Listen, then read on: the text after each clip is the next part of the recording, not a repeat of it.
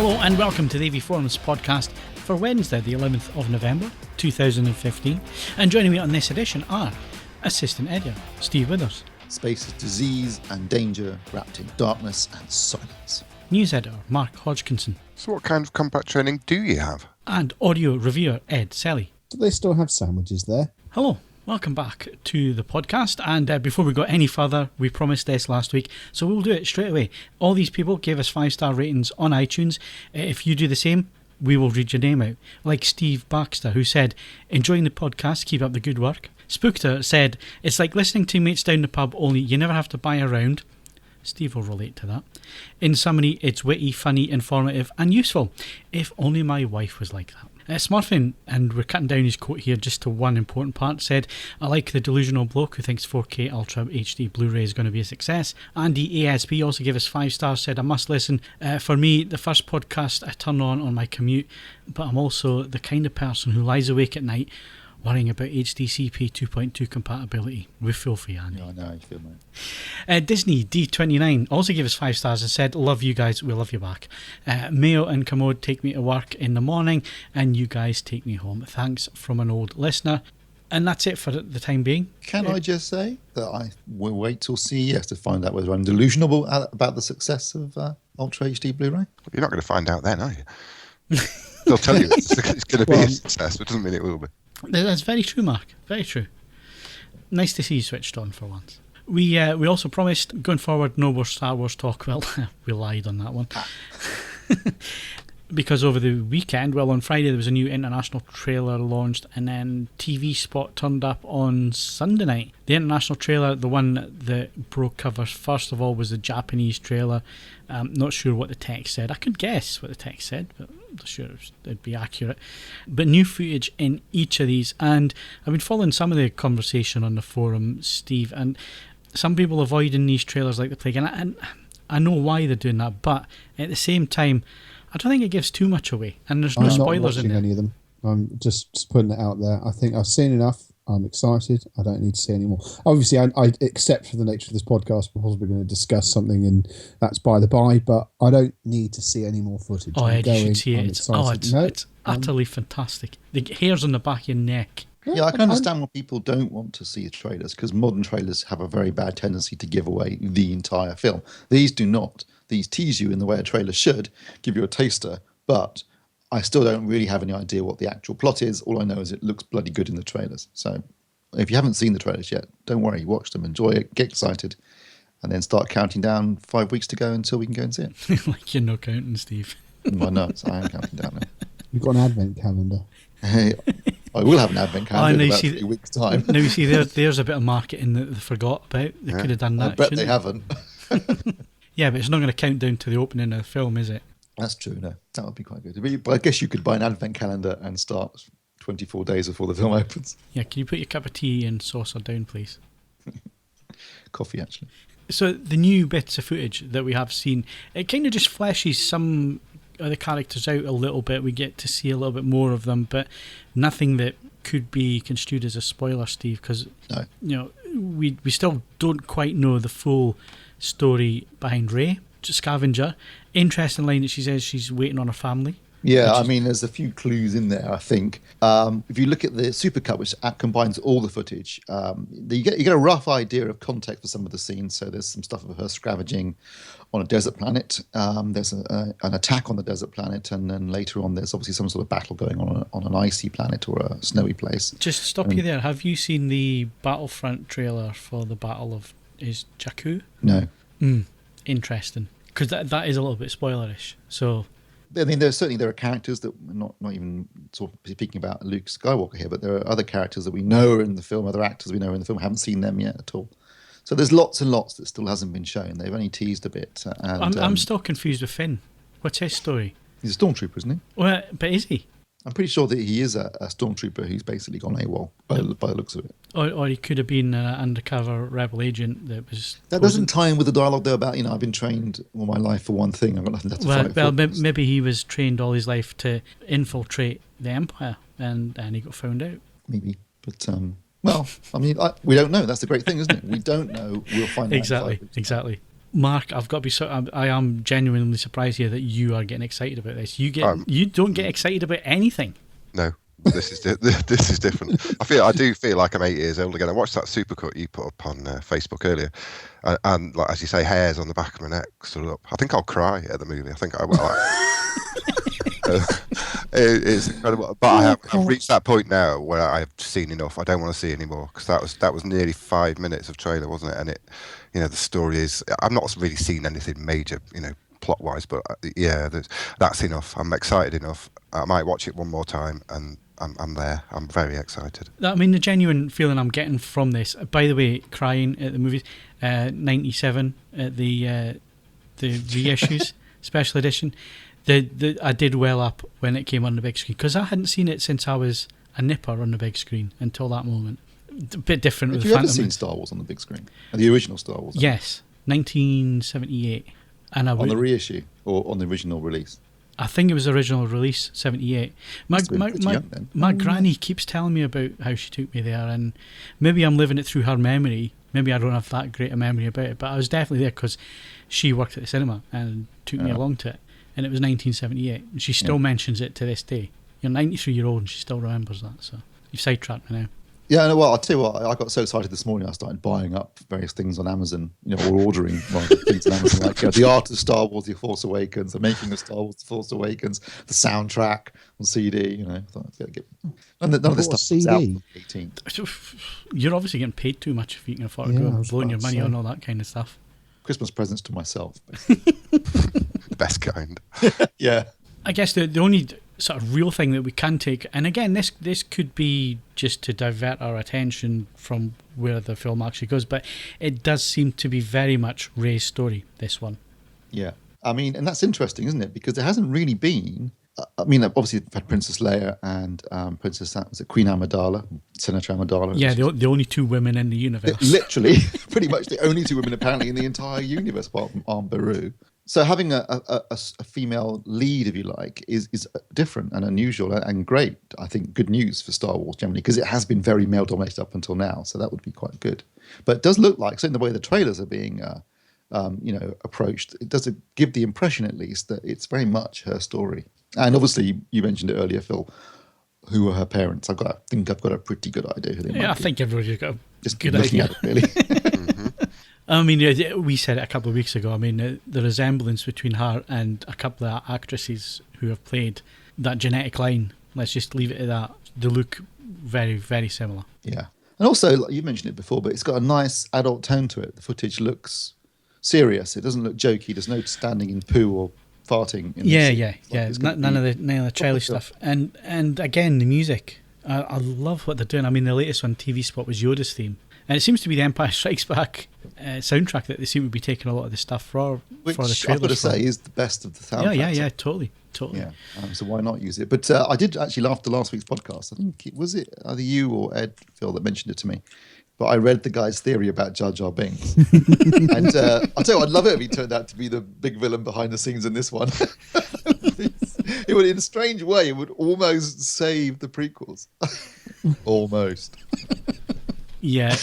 What was that one again? I think it was Reddit, wasn't it? So yeah. So I'll stick the link in this thread if people put it in the thread, Ed, because it is worth a read. It's not that long, but I kind of think it's not that long, although it does represent a worrying amount of research on the part. Yeah, he spent a long time on it. But you kind of think if that had actually been Lucas's approach, and if he had done what the guy suggests in the second film in episode 2, it would have been really good. It would have been up there with the usual suspects. Let's put it that way. Mind blown. Yeah. It would have been absolute genius. So it's a real shame he didn't do that. Misa Kaiser Soze.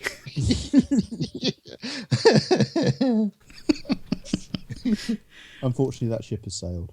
Yeah. So Ed, you've said you're avoiding these. I mean, is there any reason other than you don't want to pollute yourself with images, or?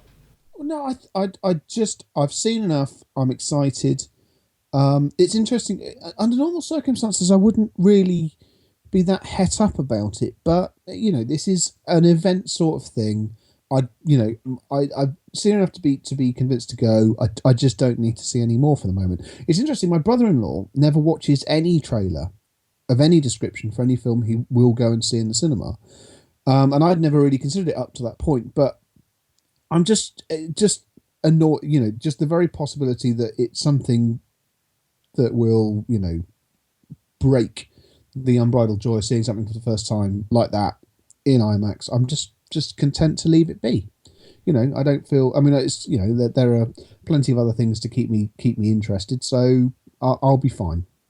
Ed, how does he avoid the trailers at the cinema? Does he go in, time his entry into the cinema to just miss all the trailers, or does he sit there with his hands over his ears and his eyes going la la la la? He goes in pretty late, and because it's all assigned seating these days in the MK Cineworld world, and then I believe sticks earphones in and just gets his head down onto a small screen. It's hardcore.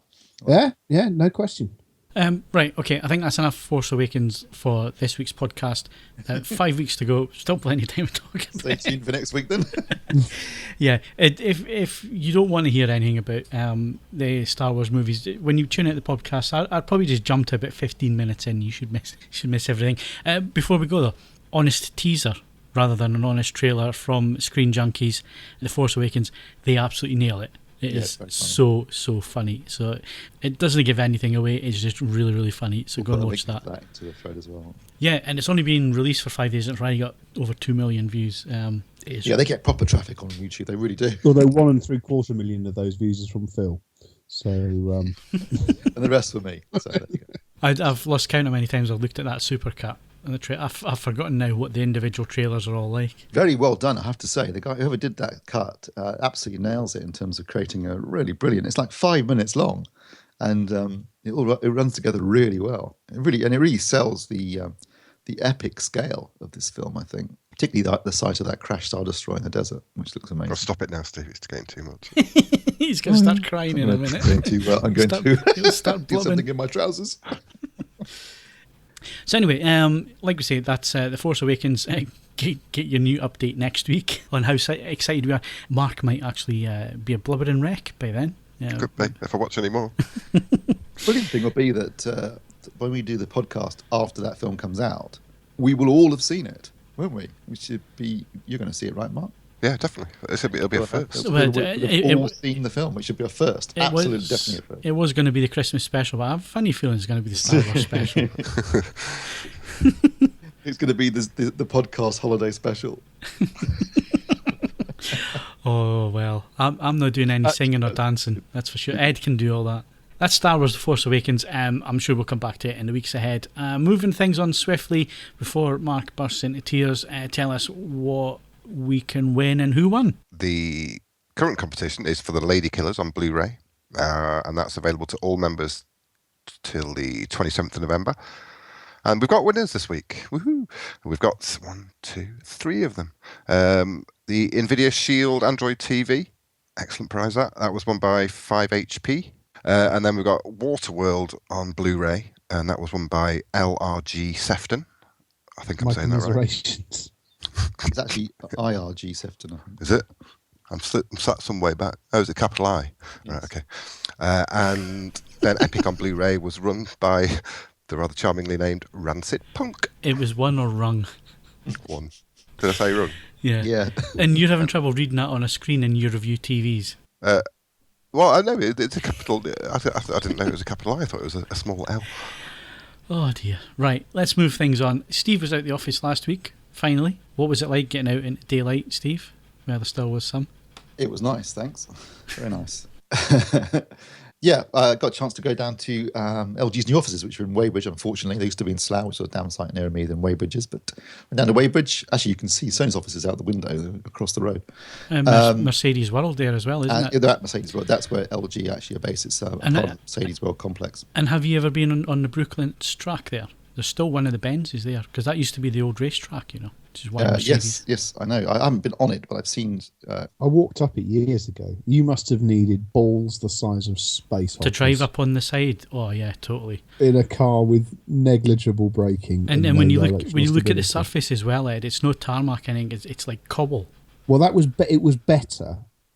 don't get me wrong, it was still hardly what you'd describe as a modern race surface, but that has degraded over time. But the steepness of that banking, it's like bloody hell. It's been a few years ago since I was last there. They had the whole. Sorry, Steve. We'll come back to LG in a minute. That's all right. They had the whole Brooklands Museum. I'm not sure if it's still there or not anymore. Yes, it is. Yes, it is. Yes, it is it? Because I ended up in their car park by accident trying to find the bloody place on Wednesday. Because the sat nav sends you into the Brooklands Museum and you're on the wrong side of the whole complex. And to get there, you have to go back out and then all the way around again to ages. But yes, it is still there. Right. And of course, you got to go past Mercedes World, which is great. They've got the race track there and they've got the wet track as well, which is... Did they have a thing on there or not? No. There was nothing on at the time. Yeah, but you weren't sat in the office. Well, I was sat in their office. It's a relative, I suppose. Yeah, and the reason that we were there, it was basically a chance for them to... It was a mixture of journos, so some more technical than others. So it was a fairly broad presentation. There was the usual, this is what we've been up to this year. This is how Ultra HD has been doing quite well, apparently. They said they're going to... But not just them, but across all brands, 1 million Ultra HD 4K TVs sold in the UK this year, which is quite impressive. But they obviously talked about the benefits of OLED. Again, we know that quite well, but... For some journalists, maybe that was relatively new information. Where it got interesting was from the point of view of their views on specifically HDR. They had a guy who rang in from the States, one of their HDR experts in America, actually an English guy, but based in the States, to talk about HDR. And obviously, this is LG's perspective, but given that they're pretty much the only people at the moment who are pushing OLED, their view very much is that HDR is about dynamic range. It's about the range between black and peak white. And if you've got a deeper black, a deeper floor to start with, if your blacks are really black, you don't have to go as bright to create the same amount of impact as you would if you don't have such a deep black floor to start with, and you have to go brighter into the highlights. Well, this surely would be saying this as a cynical person. Isn't that having read the reviews? Because at the moment their TVs don't successfully go as bright. No, they don't. The moment that you do push them, they start doing slightly aberrant things. Yeah, but they don't need to be pushed. I think that's the important point, Ed. Whereas if you think about how far LED LCD TV is away in terms of black level, they're starting far higher. So they need more power, more brightness to try and almost fake the dynamic range. Whereas because it's self-emitting technology, OLED, it's starting at the perfect point to start, and everything is built from the black level up, and this was very true of plasma, and so why plasma was the best technology out there, because you get the black floor right and you get the black levels right and just above black, everything else falls into place, like colour and contrast and everything else. So you don't have to go super bright, and that's the big advantage of OLED, and why LED LCD has to be brighter than that to compete. Yeah, I mean, if you look at it logically, you don't need 1,000 nits of highlights, brightness. Certainly, you're never going to work at an image that's that bright across the whole thing. So, if you look at LCDs, are talking about peak brightness of 1,000 nits at least. Dolby Vision, obviously, is talking about even higher than that, 4,000 nits. Now, that just seems insanely bright to me, particularly when you don't need to see that on a whole image. There's just going to be little highlights within the image. Now, if they're mastering in the studio at that, and they're mastering for a big screen image, and I'm talking 50 feet for the cinema, then yeah, you can see why Dolby Vision have that in the specs, but that's definitely not going to be the case for domestic commercial. No. Commercial, yeah. Domestic, no. So you're looking at maybe up to 1,000. Certainly at the moment they're kind of knocking around the door of 500. Next year, I guess LED LCD are going to move up to 1,000. LG say that they should be able to get theirs brighter next year as well, but at the moment they're hitting around 400. That's where they're rating it.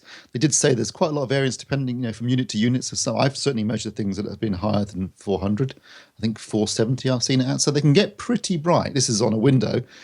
You're not going to want a whole screen that's that bright anyway. So if you've got your absolute blacks and you can hit peak brightness within the image of 450, 500, that's an impressive. I mean, I've seen HDR content on OLED. It looks fantastic, absolutely fantastic. Whereas, as you said, Phil, LCDs have to basically push the brightness to compensate for the fact that they don't have that really deep black floor. So it's kind of, they're both trying to achieve the same thing, but from different perspectives or different approaches, both of which are really emphasizing the inherent advantages of that particular technology. So obviously OLED's got much deeper blacks.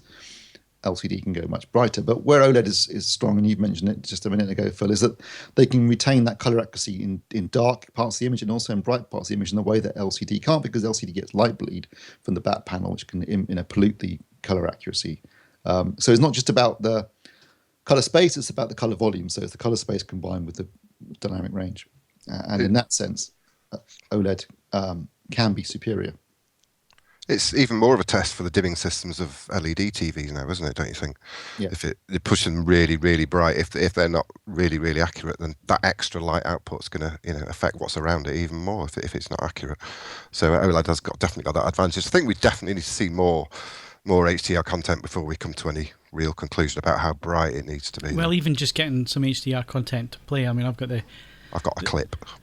I've got the VW520 at the minute. Sony sent me an HDR clip, and it won't play on any media players. Mark, have you watched any of the Amazon Instant stuff? It's not available in the UK yet. Oh, is it not? No, it's only in the US.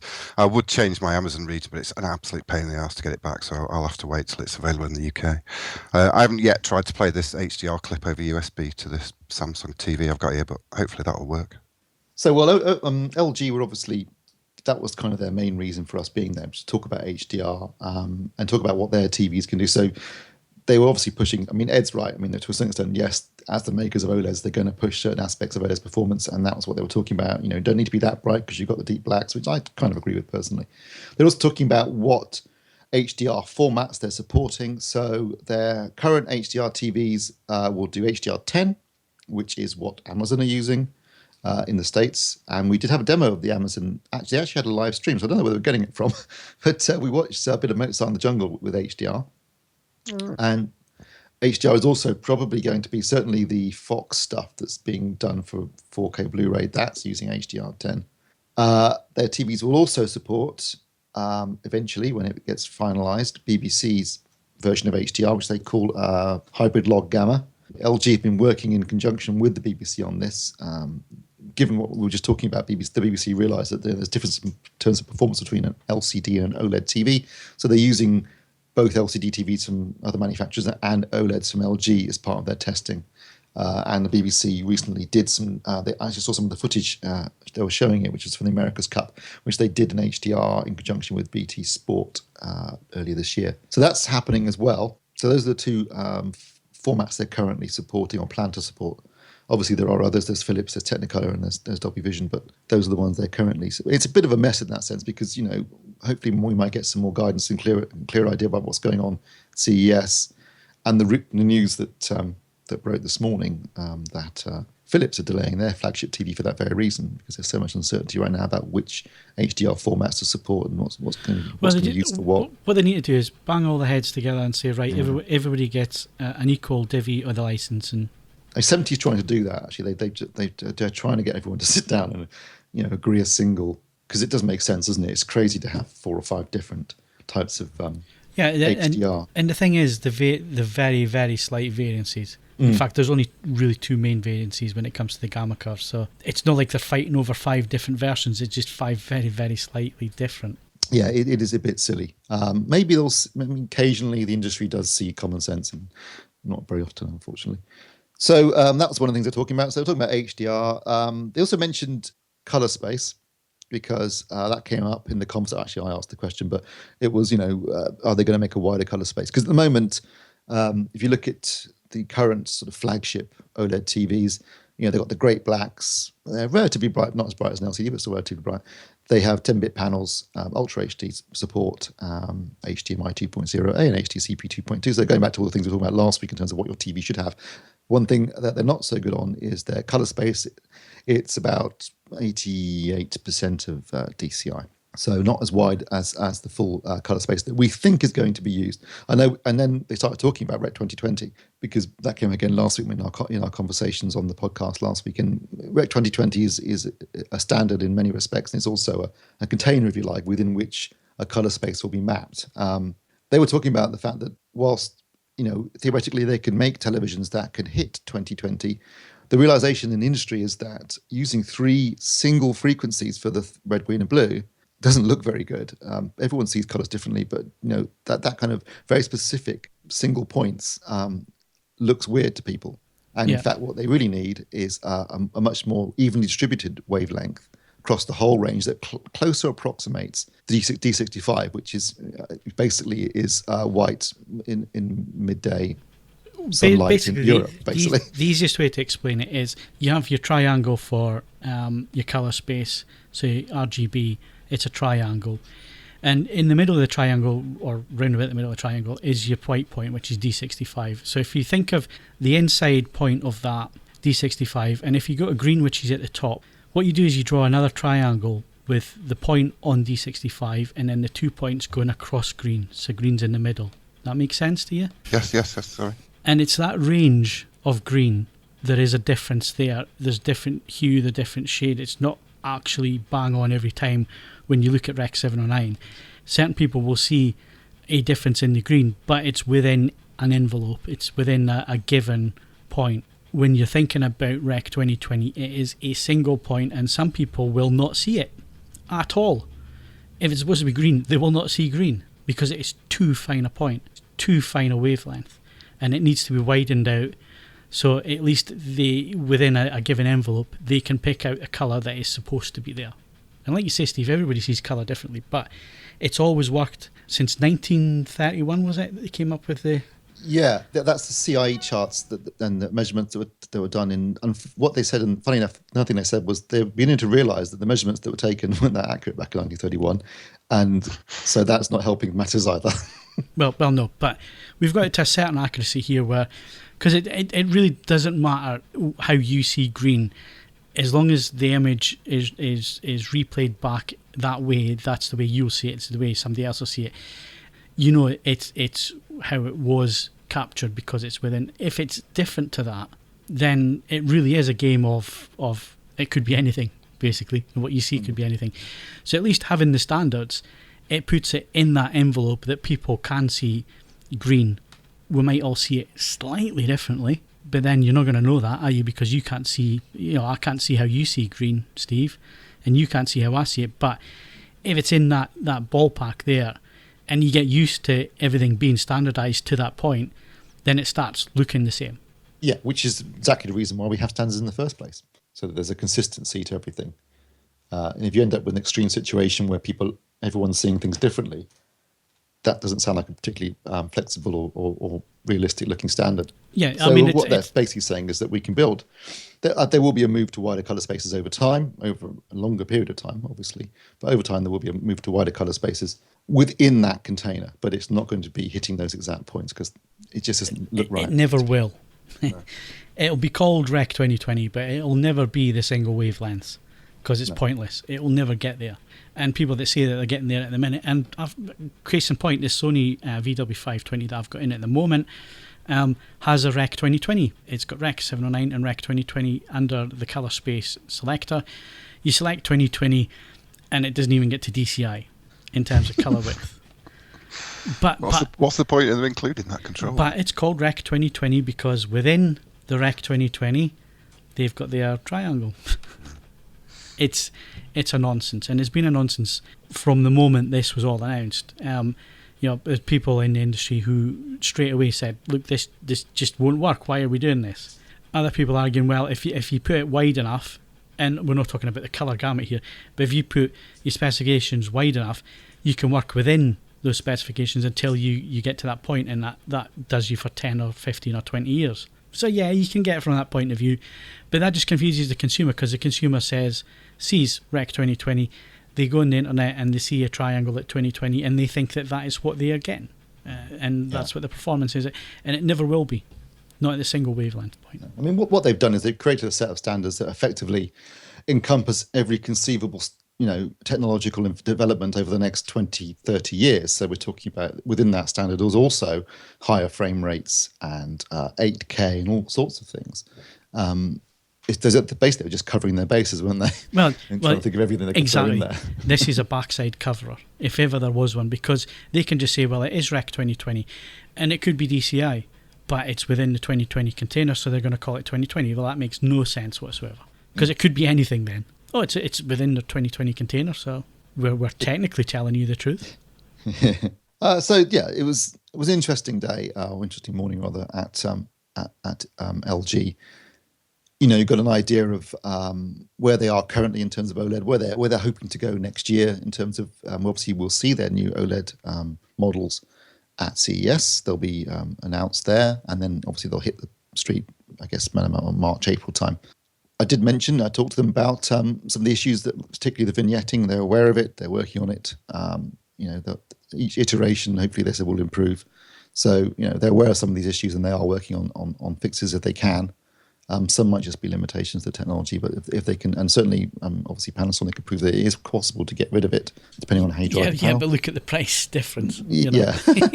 Are you going to put up with it to save $3,000? Well, yeah. I'll put up with it to save $3,000. They did mention, I asked them about the big price reductions that were announced for the US. They said there's not going to be reflected in the UK necessarily directly because it's a different market, but totally. There will be a lot of deals being done through certain retailers, and I know that some people have already reported some in Curry's in the last week. So you're going to be able to pick up some pretty good deals because they also mentioned that there's two sales peaks now between now and the end of the year. There's Black Friday towards the end of this month, and then obviously Christmas as well. And you'll see lots of deals being done going into that period. So you should get some quite nice bargains if you want to buy an OLED TV this year. Okay, so that's the article. It's up on the homepage at the minute. Yep. I'm going to stop Steve there before he does the whole thing, so you don't need to go and read it. Go and read it, because we haven't covered everything here, although we have been talking for 20-odd minutes. It is interesting to get LG's point of view on the market. And interestingly enough, they've gone to Hollywood for the HDR side of things as well, Steve, which is exactly the way that Panasonic have been approaching the whole thing with Mike Soa from Technicolor. So interesting. Where did this guy work? He actually works for LG. He works in Silicon Valley. He works, the same as Dr. Yes, Dr. Nandu. So, like I mentioned, VW520 got that in for review at the moment. New 4K projector from Sony. Say new, it's the 500, and they've added HDR support and done some tweaks to the Gamma so it can support HDR. That's where I am at the moment, Steve. Looking at it, I can't see anything else that is different from the 500. And certainly in performance terms, I don't think there's anything there. I mean, I saw a 500 a long time ago. I don't have one side by side, but you had a long look at the 500. And looking at the 520, it looks like they've added HDR. And we saw it at IFA in a demo, and that's what they were pushing. So that looks like, and like I say, it doesn't have wider colour gamut. It can't even hit 709. In the 709 mode, you're going to have to use the CMS. I've only done so much in terms of calibrating so far. Haven't even approached colour yet because I'm having real issues with Gamma. For some strange reason, it wants to do an S-curve where it goes from 2.2 at the lowest point, and then between sort of 20 and 80 IRE, it wants to be at 2.6, and then it comes back down and actually goes under 2.2 at the high end. So like an S-curve, basically. Can't do anything about it, which is really quite frustrating at the minute. If you have a 500 at the moment and you're looking at this as an upgrade, just be aware that from what I can tell, and certainly from the tests and everything else, it looks like the only update really is HDR support. That's certainly the impression I got from reading the specs and seeing the demo we had at IFA. So it's a bit brighter, basically, isn't it? And it's got HDR support. Yeah, and I've got it side by side with the X700, the JVC, which is resident in the room for the time being. It's still our reference point at the moment, and got to say, not a lot to pick between them. Even with the E-Shift and playing a 4K signal through both projectors, the Sony's maybe just a tiny bit more detailed because it's the native 4K machine. But you'd be hard pushed, I think, in a blind test. If you're sitting at normal viewing distance, which is what I was up by the projector, so I could switch between the two of them. I just held things in front of the lens so I could swap backwards and forwards. So I was actually almost at the back of the room from the screen, and from that distance, you couldn't have really tell any major difference. There was more differences in terms of the JVC was calibrated and the Sony wasn't calibrated, and it looked a little bit better. And there was a little bit more in terms of black level on the JVC than the Sony. But I've got to say, the Sony, I hear people writing on the forums, and again, maybe it's expectation level of that, saying that the blacks are really bad on the Sony. No, they're not. They're within a smidge of the JVC, to be honest. The JVC goes a little bit darker and has a little bit more shadow detail compared to the Sony, which tends to clip a little bit. No matter how you set it up, it does that. But in terms of black levels, if somebody gave me one, I'd be quite happy. And that's just native without using the dynamic irises. That's without it's really noticeable on the Sony. In the full mode, it's really noticeable. In the limited mode, not so much, but you can still see it moving on certain fade to blacks and so on. Would I personally use it? No, I wouldn't. I'd have it switched off and use the manual iris, which is what I do in the JVC. I use the manual iris because it already has a fantastic, like we were talking about OLED, it already has a fantastic black floor. So anything on top of that, just the dynamic range is just so much better. It'll be interesting once I get this Sony calibrated up and get the review written and so, but it's still retailing for about £8,000, is it? Yeah. Compared to where the JVCs are going to be this year, I think the middle model in the JVCs, which is the 7,000, is going to be about £5,000. So there is quite a price difference now. Whereas with the X700, I think that was £7,000, wasn't it? So there was only about more similar, yeah. So it was more similar. It was about £1,300 worth of difference. And when you're at that point, you probably say, well, yeah, future-proof, go with a 4K. But actually, this time around, we've started to see the JVCs. We're waiting on production models. We could have had a pre-pro to look at. Didn't want to see it. I want to see the finished retail thing. So it's going to be the end of the month before we can see that. So sadly, we're not going to be able to put the two of them together. But from what we've seen with the JVCs, Steve, compared to the 520, the 520 is an update to add HDR in. The JVCs are going to have HDR from the bottom model up, which is quite a difference. So not the £8,000 starting point that the Sonys are. So you're going to have wider colour gamut as well. We've yet to measure it and so on. It might just be the same as Sony and be a little bit off 7 or 9. But yeah, it's not as clear cut as we discussed last week on the podcast. It's not as clear cut to say go with the Sony for the 4K future proofing, because actually there's not that great deal of difference between eShift and native 4K from a proper viewing distance, and that's on a 110-inch screen. Two differences that you're going to notice in terms of black levels, in terms of wider colour gamut, in terms of HDR support. So it's not clear cut. It isn't. We've been saying that, I think, for some time now, and the industry has realised that it's not just about more pixels. As I like to say, it's not about more pixels; it's about better pixels. And or as a marketing man would say, clever pixels. And looking at the specs, I think the specifications, aside from the lack of native 4K resolution on the panels themselves, I think the specifications on the JVCs look better. So we'll be very interested to see what you think when you do get the X7000 in. I'm not going to be drawn on it, Steve. You can say what you like based on the specs, but I'm not going to be drawn on it until I've seen them. Everything points to it's not native 4K, but is it better in other areas? And that's certainly something that we'll look at. So you can look out for that review of the Sony. If I can get the gamma sorted, probably towards the end of this week, beginning of next week for that. And you're looking at the Marantz SR7010, flagship for Marantz, and it should be a belter. I think last year the 7009 was a fantastic receiver, really, really good value, great performer, really good with with movies, with surround sound, had Dolby Atmos, of course, but also nice and musical with 2-channel stereo as well. So a great all-round receiver. Really liked it. So this is the latest version. I think it's got new improved DACs on it. Plus, obviously, it will have at some point DTSX. That's firmware update. Is still we're still waiting on that. As far as I'm aware, Denon and Marantz are currently beta testing DTSX. With the intention of so at least it exists. It does exist, yeah. And I think the current plan is for the firmware update to go out in January, probably after CES. So I'm guessing they'll do some demos and stuff at CES, or the manufacturers will, and then we'll start to actually see it being included in receivers in January. I think this raises a few pertinent points at this juncture, because you mentioned it in a reply to, I think it was the thread for the unboxing video where we're talking about DTSX and how it seems to be a spoiling tactic, basically used to spoil Dolby Atmos. And I guess there's quite a bit of truth in that, because we're so many delays and so on. And Ed, this is a trick that if you were in the trade and your competitor had a bit of tech and you were a bit behind in the development curve, just you're gonna start playing the old PR game, aren't you? Realistically, yes. I within the bounds of litigation, you might as well just do enough to distract attention from, stuff in existence and keep your name in the press. It's as simple as that. It's deeply cynical. It doesn't necessarily help anybody except DTS, but yeah, it does look more and more like that's sort of what's going on at the moment. So, yeah. It isn't the first time we've seen it. It certainly won't be the last.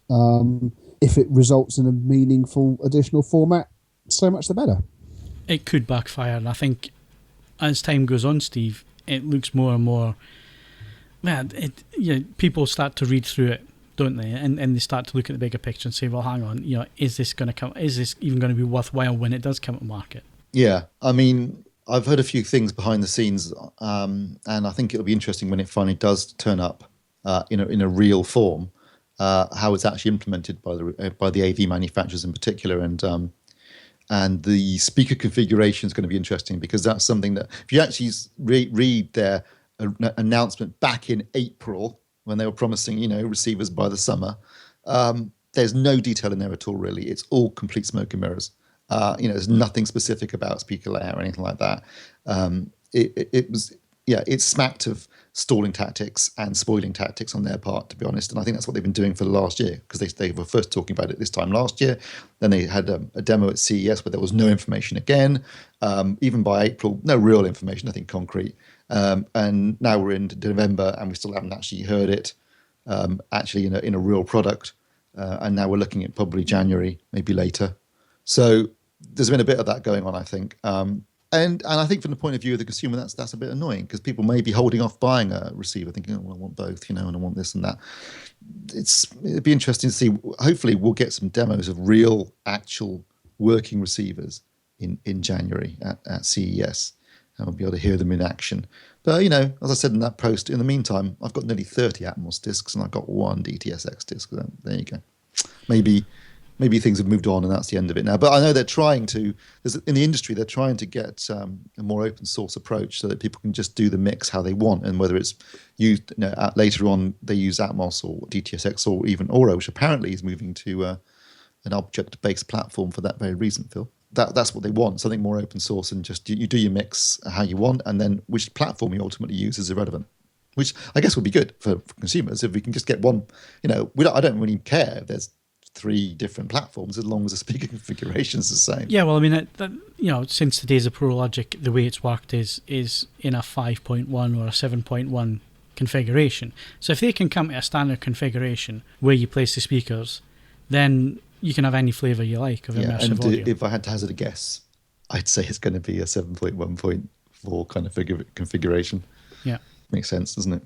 Yeah. So wrapping up on the first look of the Marantz, is it promising? Is it performing the way you think? It's great. I really like it. It sounds fantastic. It's a really good receiver. But yeah, it's kind of an iteration on last year's model, more of the same in many respects. But it's got plenty of future proofing in there in terms of the connections, and it performs well. I really like Marantz's. I think they're lovely receivers, and this is another cracker from the company, I think. I've just realised we've got 9 for Ed to talk about. I'm all right. I'm mentally spending tomorrow's Euromillions jackpot. Don't worry about me. You're sitting there spending 80 million as well, Yeah. So one of the original 7 Porsche 356 Carrera Speedsters for sale at the moment. They want $1.5 million for it, which is a bit high on the outside, but with 80 million. Yeah, you see, that's the thing, 80 million. And he starts saying, 1.5 million, that's 9. I'll tell you what, that 80 million wouldn't last very long with you, would it, Ed? You'd have spent it. Well, except I'd end up with a lot of, generally speaking, assets which either don't appreciate or actively appreciate. So yeah, I'd be cash poor and asset rich, shall we say? And I'd probably have some storage issues, but Well, no, not 80 million quid. You wouldn't. You just buy a bigger garage. It'd be a lot of fun trying to spend 80 million, though, wouldn't it? The old it depends. If you had to do it Brewster's Millions style. It must be said that film is well overdue a remake. If we're going to disappear off on a tangent here, of all the stuff that's being dragged up from the 80s to be remade, Brewster's Millions would be absolutely ideal. I mean, obviously, you'd need to act with inflation and make sure they'd realistically have to spend. To be honest, Ed, I think it was a film of its time, and I think it's best left as it was. Well, I know obviously the 2 lead actors do have the advantage of not having to be called back on account of being dead, but yeah, we'll see. Yeah, and of course there was a whole political correctness thing hadn't come in either, so there are a lot of gags which are pretty close to the mark, but you forgive that because of the time period it was made in. Yeah, suppose. But yeah, anyway, so don't worry about me. I'm mentally buying Porsches. I'm good.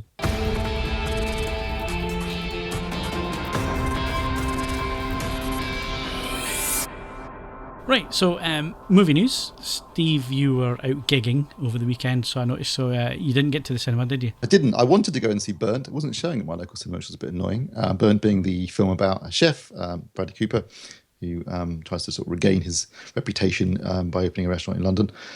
I was going to go and see Kill Your Friends, but Sharina thought it wasn't very good and eventually didn't bother going because, as she said, I was quite busy anyway. And the other film that opened up and was reviewed last week was Brooklyn, which looks quite nice too. Kill Your Friends, is that based on American Psycho? No, it's similar to American Psycho. It's based on a book called Kill Your Friends, basically about an A&R man in the late 90s, Britpop explosion, who will resort to anything to get to the top, including killing his friends. So yes, it's got a dash of American Psycho about it, certainly. Although apparently Nicholas Hoult is excellent playing the lead character. Okay.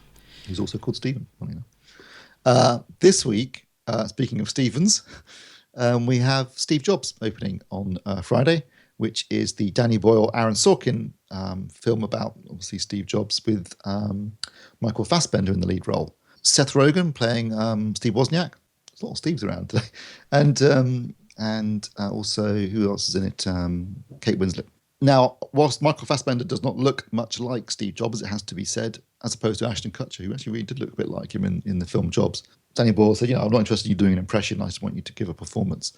And the way the film, I believe, is structured is it takes place over 4 different conferences where they launch new products and covers his life, but in a view with flashbacks and stuff within this structure. And, I'm quite looking forward to it because, frankly, I don't think Danny Boyle and Aaron Sorkin can make a boring film if they tried. So I think it's going to be interesting, if nothing else. And we'll give you a fairly honest...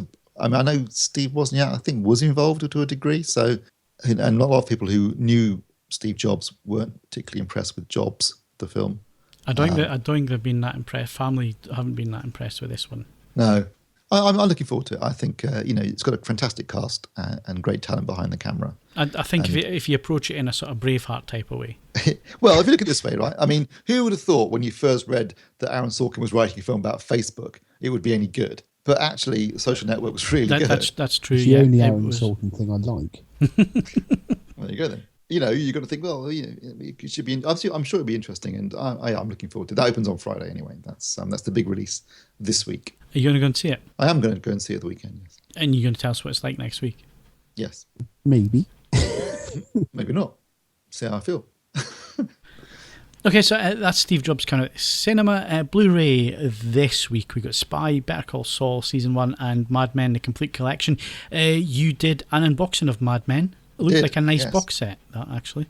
It is a very nice box set. It's anyone who's familiar with Mad Men will know that it's a very tastefully made series with a real 60s vibe to it, and the box set reflects that in terms of its graphic, in terms of its contents. It's got some nice little mementos, if you like, of the series within it, and it's got every single episode, all 92 episodes, hours and hours of extras, including a whole extra disc of extras as well. Not cheap, £139. So if you're a fan of the series, you've probably already got a lot of it. So it's a big call to buy it. But if you haven't bought any of Mad Men up till now, and this is what you've been waiting for, then you won't be disappointed. And the thing is, you're going to have to buy it now because unlike the Bond box set and the Battlestar Galactica, which were approaching £100 a box as well, I think Battlestar Galactica was even over that. This is limited edition. This Mad Men one, I think it's 2,000 worldwide. Okay, well, there you go then. I'll tell you one thing. If I don't know, I quite like Mad Men, but if you haven't seen it, it was shot on 35mm. So it looks spectacular on disc, really gorgeous. For that reason alone, it's worth getting on Blu-ray. I know you can watch the series on Netflix or something like that, but it is one of those series that's worth, a bit like Game of Thrones, it's worth buying on disc because the production values are there on screen and it looks gorgeous. And by shooting it on film, it reflects the fact it's set during the 1960s. But it's set in the advertising industry in Madison Avenue in New York, and the cast look gorgeous and the sets look gorgeous. Everything about it looks gorgeous, and it's beautifully shot. So it's well worth getting for that reason alone. And if you can watch more than a couple of episodes and not really, really, really want a cigarette, you're doing better. Ed, it is so funny that you say that, but the whole reason I did not get into this was I was trying to give up smoking. And I've never been. I've never regularly smoked in my entire life, but after about 3 episodes, I found myself, You're going out for a lucky strike. Well, that wasn't so much of a problem. Thankfully, there's none in the house. Although there's plenty of scotch. I mean, that was the other Yeah, thing. drinking and smoking have done an awful lot in this series. Yeah, but then again, it was the 60s. I mean, Christ, when I started working in factories and stuff, it was the done thing. You sat at your station and you smoked, or you were working and you were smoking. And I was talking about that with a friend. It's funny, isn't it, how things change and how quickly you get used to it. The idea now of going into a pub where people were smoking, in it being full of smoke and you coming out stinking of fags, even if you weren't having a cigarette yourself, just seems ridiculous now. The idea of smoking at dinner table in restaurants, outrageous. The idea of people smoking at work, like you said, Phil, just now you just think that's crazy. No one would ever do that. But there was a time when that was the norm. Everyone when I was a teenager and my first couple of jobs were in factories and stuff, and it was a done thing. You didn't even bat an eyelid at people smoking next to you. And like you say, the pubs and clubs and nightclubs. I used to work in nightclubs on it. And you didn't need the smoke machine. For the lighting and stuff, because there was that haze. And I remember, you would take your record boxes out and put them in the car, and the stink of stale beer and cigarettes. It's unbelievable. Yeah, I must admit. Although that said, I mean, I don't know about you. I remember when the smoking ban came in, and it's like, we can go out and it will, be a much, we won't stink of cigarette smoke. All it demonstrated was how bad most of these venues smell anyway when they weren't full of cigarette smoke. It took some time before cleaning and basic hygiene caught up with the fact that you couldn't rely on 20,000 Marlboro lights covering the smell. Anyway. The 60s. Don't you miss them?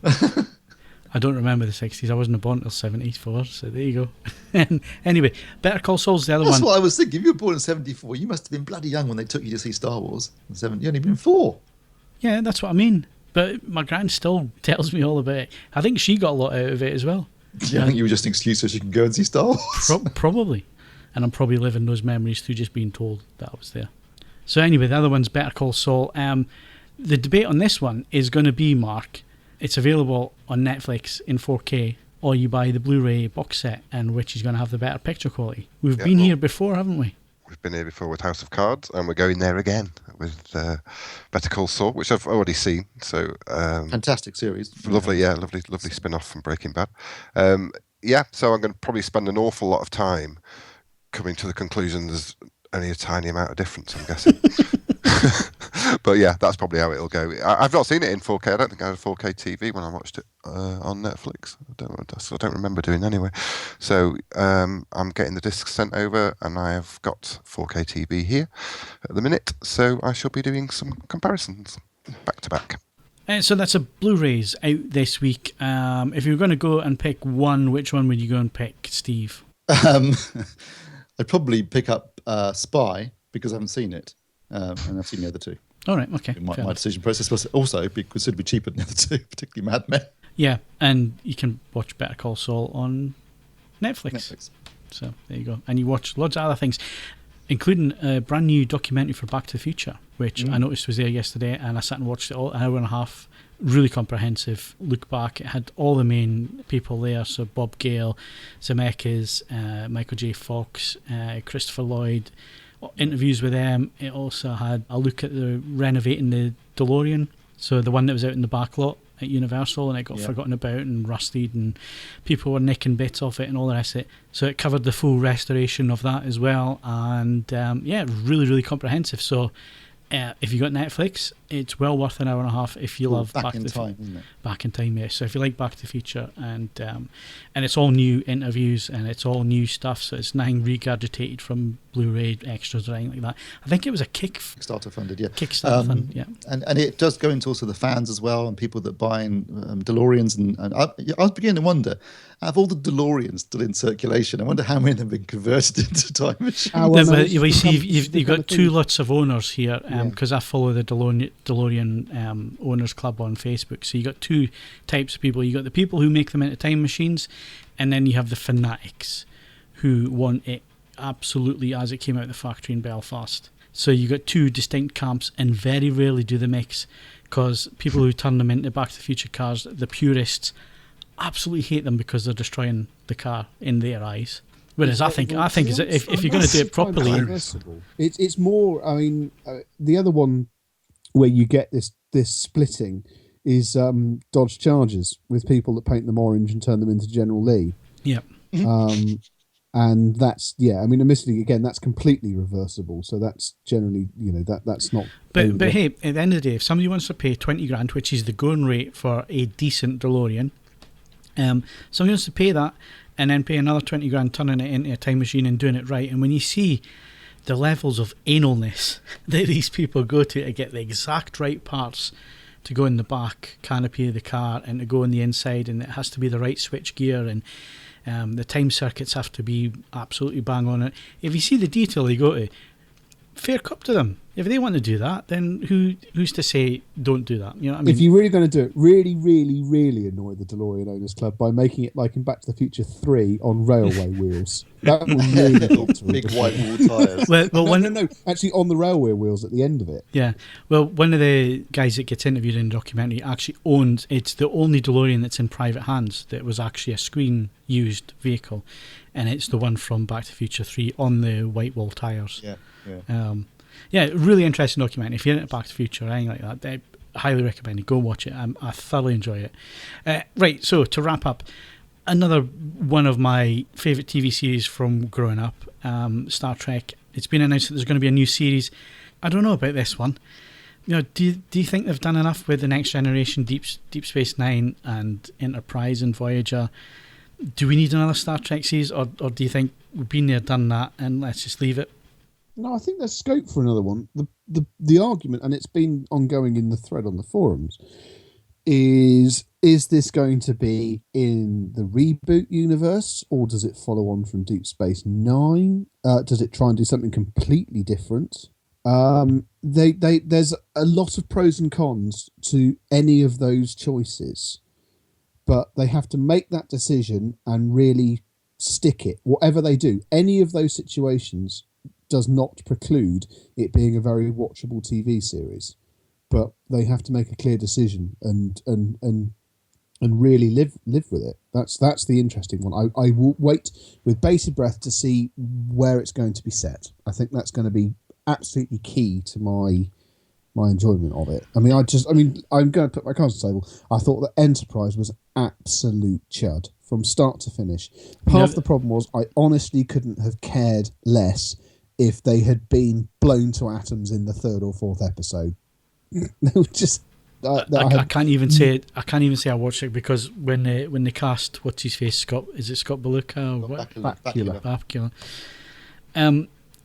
To me that's quantum leap. You know what I mean? I could not, and it's that whole thing about being in the same role for such a long time that you're typecast into that role, and people can't think of you anything else, and that was the problem with him. Plus, it was at a time where I was a bit Star Trek fed up. I'd had enough Star Trek by that point, and I don't think it came along at the right time. I think it was it felt a bit forced, to be honest. It was a brave thing to do, but I just don't think it pulled it off at all, and I had no interest in it. Gap now. I mean, I know there's Possibly. been the films, but in terms of television, there's been a reasonable gap between Enterprise, which you're right, wasn't well received and got cancelled after only 3 seasons, I think it was. January 2017, that's a decent enough gap. You could do something, and it, like Ed said, there's lots of potential there to do something interesting. And I think a lot of Star Trek fans of the series, and to a certain extent the original cast films, they don't really like the movies, the current rebooted movies, and I can understand why, because they're not. I mean, let's be honest. J.J. Abrams directed the first 2, and he, by his own admission, wasn't even a Star Trek fan. He prefers Star Wars. He's currently just done his dream gig, but he made the Star Trek films like he was directing Star Wars films. I mean, they were very much more frenetic than any Star Trek film or series had ever been before. But see, I enjoyed that because I think the problem was the Next Generation, and Deep Space Nine was a bit better in terms of the drama, but certainly the Next Generation, it just got so full of morality tales, and it was the same types of Star Trek, though, isn't it? Yeah, no, but it was too much. It became relentless in the end, and I think that's what it was like. Do something different. Let's have a bit of controversy. Let's have a bit of action, and it just got too. I don't want to say, but it got too up its own. Well, there are a couple of things outside of the world of Star Trek. There's a couple of things that have happened in television since Enterprise, and certainly since Deep Space Nine and all the rest of it. If we take just little things like Game of Thrones and the whole construct of a character shield being absolutely irrelevant, and much more. And I mean, also the abandoning almost completely of episodic TV drama. I mean, most of it is now season arc sort of stuff. I think if these sort of things are applied intelligently to the Star Trek universe, it's perfectly redeemable. But Star Trek has always, has also always been a reflection of the concerns of humanity at the time that each given series is being made. So it's also going to be a case of working out, if we can avoid the sort of overt Homeland in space sort of stage as well. Not to say that Homeland isn't excellent, but it is. But it's casting a long shadow on a lot of other stuff at the moment. If it can intelligently pick from what has been going on in the world of television since they were last making stuff, and apply it to a consistent and well thought out universe, there's no reason why it couldn't be excellent. Also, without meaning to sound in any way jingoistic, it needs a significant quantity of British actors. Otherwise, it doesn't work. Well, every US show these days, it seems to have nothing but British actors in it anyway. But I mean, I'd take on board, Phil, what you were saying about Next Generation, but Patrick Stewart bloody made that series. I know he was notionally playing a Frenchman, but the whole thing was Shakespearean and influences of Shakespeare and influences of captains of the Napoleonic era, and it was bloody excellent. I just think it overstayed its welcome. Well, most successful things do. We don't need to pick out Next Gen for that. I can dip back into it now and enjoy it for what it was. And sometimes you watch it, you think, oh, how hokey is that? But, growing up on the stuff, you kind of forgive it. What I'd like to see is certainly something along the lines of, like you say, Game of Thrones, or how they handle Battlestar Galactica, when it's more about the characters. To be considered and taken. I mean, the other thing is that any representation of combat in space, even if they don't use the rebooted universe, if they don't at least take a bloody long look at the first 10 minutes of the first film as to just how visceral combat in space can be portrayed, then that's just a massive opportunity lost. I'm sure it's expensive in CGI terms, but you don't need to do it that often. The simple premise of it, just not firing little girly man Christmas lights at one another and rocking backwards and forwards on a set. It has to have a real crunch to it, and it's easier to do that than at any time prior to these series being made, and they have to take advantage of that. And I guess, Steve, it's been away long enough that we are actually into the next generation coming to this, so it has to appeal to a whole new audience as well. Oh yeah, that's true. Yeah, I mean, thanks for making me feel old, Phil. I think you're right there, Phil. I think Battlestar Galactica in particular has set the bar very high in terms of what can be done with a space set sci-fi series in terms of characters, storylines, addressing current. I mean, Star Trek, the original series, did address. It was very much a product of its time, the late '60s. That kind of sense of hope that was very much prevalent until. One of the reasons, I guess, maybe why it got canned in '69 was because that hope was beginning to evaporate. But I think if they can create a series that can draw on that original inspiration, but still reflect modern times, and bring into it the kind of realism, or like you were talking about space battles. I mean, on Battlestar Galactica, their space battles were really good. I mean, they were shot like gun camera footage, weren't they? They only had a TV budget. But they managed to make the effects look really good in it. The underlying thing there as well was this whole religious war, which was it was never discussed openly, but very much based on the whole thing that was happening with Christianity and Islam and so on. It was all science fiction, regardless of what it is. All science fiction reflects the time it's made in and it's not about the future. So it would be interesting to see what they do with the new Star Trek series. I think I'd like it to be set in the current rebooted universe, but obviously not involve any of the rebooted crew. To have something completely different and new, but within Starfleet would be great. But there's masses of potential. And with modern TV production values and effects and things they can do on television budgets these days, it could look great. Because let's be honest, the original series, fun as it was, budget-wise and effects-wise, was wanting a lot of the time. But well, I mean, the thing that kicked Deep Space Nine up a notch was when they moved from model-based portrayal to early CGI. It was like, yeah, all of a sudden we can blow shit up. Let's be honest about this. It just became a massively more practical thing to do on an episodic basis, and just taking further advantage of that. As I say, I mean, that if they don't take much else from the film, the sequences of just what happens when you start ripping stuff open in a vacuum, you need to make more use of that, because it's just visually brutal stuff. Well, so I mean, to try about, I'm guardedly optimistic. There's plenty. I mean, don't get me wrong. Plenty of other things on if it doesn't work, but if it does, I'll give it a fair crack of the whip, and yeah, we'll see what happens. I mean, MasterChef The Professionals kicks off tomorrow night. I'm a happy bunny. Bloody love that, especially when it's the heats. You get some delusional anything with beer or food, Ed, and you're in there, aren't you? Doesn't matter what it is. Well, not everything. I mean, but MasterChef Professionals, it's just TV highlight of the year. Okay, so on that bombshell, we have gone way, way over time, although this will probably end up being an hour long. But my thanks to Steve Withers. The ex-wife took the whole damn planet in the divorce. All I got left is my bones. Mark Hodgkinson. So I do the quote now. 4 years. I'll do it in 3. And Ed Selly. I have no comment on the matter. Don't forget, you can follow us on Twitter and Facebook. You can bookmark AVForums for latest reviews, news and video. And of course, if you give us 5 stars on iTunes, which helps us get up the charts there and open up to new listeners and get people more involved with the podcast, we'll read your name out. There you go. You can't get better than that. I'm Phil Hinton. Thanks very much for listening, and we'll see you again next Wednesday.